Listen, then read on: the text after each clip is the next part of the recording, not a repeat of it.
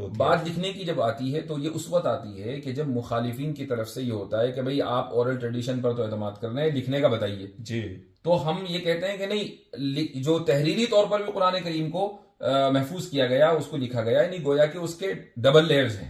पहला oral tradition है और दूसरा रिटन ट्रेडिशन है, दोनों मौजूद हैं। अच्छा, इसको यूं भी देख सकते हैं यासिर भाई, मुझे फिर मेरी तस्दीक कीजिएगा जहां तक मेरी याददाश्त साथ दे रही है, वो ये कि रसूल करीम सल्लल्लाहु अलैहि वसल्लम की वफात के बाद हजरत अबू बकर सिद्दीक रजी अल्लाह ताला अन्हु ने हजरत जैद इब्न साबित ही की ये जिम्मेदारी लगाई कि जाकर वो सारे नुस्खे जिनका भी जिक्र कर रहे हैं यासिर भाई कि वो लिख लिया करते थे और उन्हें इनायत कर दिए जाते थे, कि उन सब को जमा कर ले आओ और उसको फिर जो है ना वो तहरीरी सूरत में, उसको वर्क की सूरत में जो है ना वो जमा किया गया। ठीक है। अच्छा, यहाँ पर एक चीज मैं आपको और बता दूं, लोग बड़े आराम से सोच लेते हैं भाई कागज पे क्यों नहीं कर लिया, जैसे कि आज के दौर में हम प्रिंटिंग कर लेते हैं, कागज इतना आसान नहीं था। सही। ठीक है, मैं आपको बताऊं कि वो जो खाल से भी जो कागज बनता था वो मैंने मालूम किया था एक वक्त के अंदर, तो जो कुरान मजीद की कॉपी है और जिस लेटर के साथ जितने बड़ा लेटर लिखा जाता था, कोई 200 जानवरों की खाल चाहिए थी, 18,000 पार्चमेंट चाहिए थे। 18,000 पार्चमेंट। अगर आप उनको एक साथ रखेंगे तो उनकी जो विड्थ है वो 2 मीटर होगी। अल्लाह।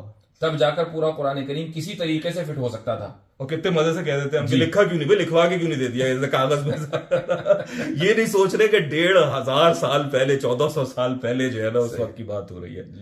अच्छा, तो यानी देखें अब मेरे ख्याल से एक तीसरी बात भी आ गई हमारे पास। पहली क्या थी, ओरल ट्रेडिशन। दूसरी बात थी कि रसूल करीम सल्लल्लाहु अलैहि वसल्लम के जमाने में लिखना। तीसरी बात यह थी कि हजरत अबू बकर सिद्दीक ने उन्हीं हजरत जैद इब्न साबित को, जिनका आपने जिक्र किया कि वो कातिब वही के तौर पर लिख लिया करते थे, उन्हीं की जिम्मेदारी लगाई। तो जाहिर है वो खुद भी हाफिज थे, तो उन्होंने कितना गैर मामूली अंदाज और उनके साथ हजरत उमर रजी अल्लाह अन्हु भी मौजूद थे मुस्तकिल इस पूरे प्रोसेस में। खुद हजरत उमर रजी अल्लाह अन्हु भी हाफिज थे और मस्जिद नबवी में बिल्कुल पब्लिक प्लेस पर ये इज्तिमा होता था रोजाना। हजरत उमर रजी अल्लाह अन्हु वहां मौजूद होते थे। ज़ैद इब्न साबित रजी अल्लाह अन्हु का काम यह था कि गोया कि आप एक तरह का इंतजामी, लेकिन उसकी जो देख रेख थी कि कौन आ रहा है, कौन जा रहा है, वो गवाह ला रहा है कि नहीं, ये हजरत उमर रज़ी अल्लाह अन्हु का काम था। भाई हजरत उमर से ज्यादा इंतजामी उमूर में सख्त कौन?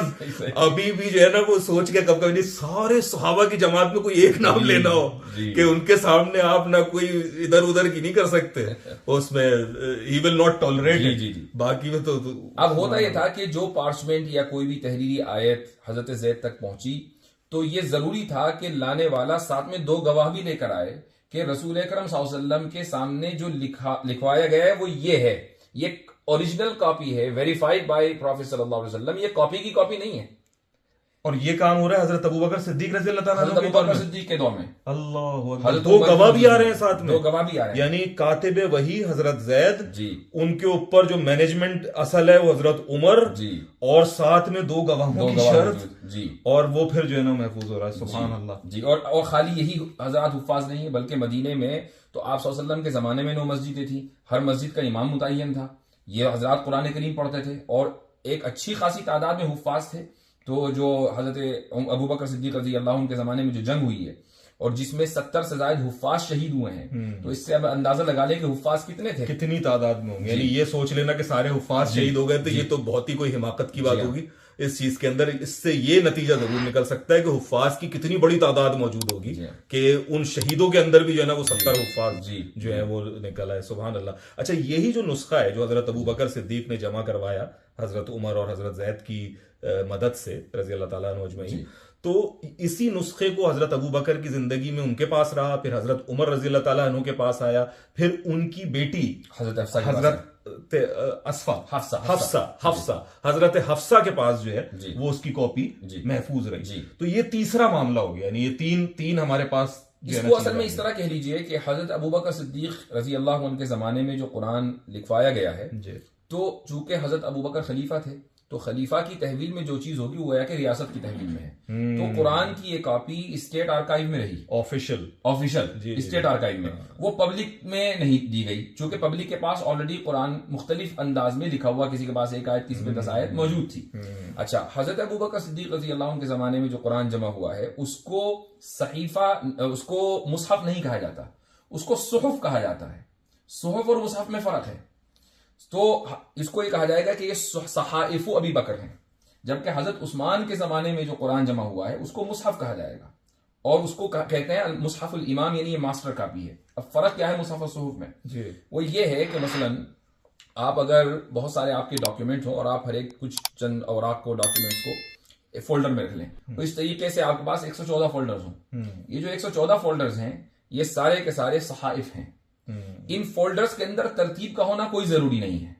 हाँ, उन फोल्डर में जो औराक होंगे वो मुरत्तब होने जरूरी है। पहला सफा, फिर दूसरा सफा, फिर तीसरा सफा। अब मान लीजिए एक फोल्डर में 10 सफे हैं, किसी में 5 सफे हैं, किसी में 13 सफे हैं, तो वो तो बिल्कुल तरतीब से हैं। लेकिन ये जरूरी नहीं है कि पहला फोल्डर पहली जगह हो, दूसरा, जब आप किसी दराज में से फोल्डर निकालेंगे तो जरूरी नहीं कि वापस उसी जगह रखें, वो आगे पीछे हो सकते हैं। तो हजरत अबू बकर के जमाने में जो कुरान जमा हुआ है उसमें सूरतों की तरतीब की रियायत नहीं की गई, आयतों की तरतीब की रियायत की गई, क्योंकि आयतों को आप सल्लल्लाहु अलैहि वसल्लम ने खुद मुरत्तब फरमा दिया था। यानी आयात तो उसी तरतीब से मौजूद थी जैसे हमारे पास सूरत में होती हैं, लेकिन सूरतें के कौन सी के सूरह अल बकरा पहले है और सूरह आल इमरान बाद में है, ठीक है, ये वाला मामला नहीं था। अच्छा, लेकिन इसमें भी एक चीज जो मुझे जहन में आ रही है वो ये है कि रसूल करीम सल्लल्लाहु अलैहि वसल्लम के पास हजरत जिब्रील अमीन अलैहिस्सलाम वो आया करते थे रमजान में, ठीक है, और वो उनको सुनाते थे कुरान मजीद। और आखिरी जो दौर है, जो आखिरी रमजान है, उसमें 2 मरतबा सुनाया गया, तो पूरा कुरान मजीद नाजिल हो चुका था। तो वो एक तरतीब में ही पढ़ा जाता होगा? नहीं, तरतीब सूरतों की भी और आयतों की भी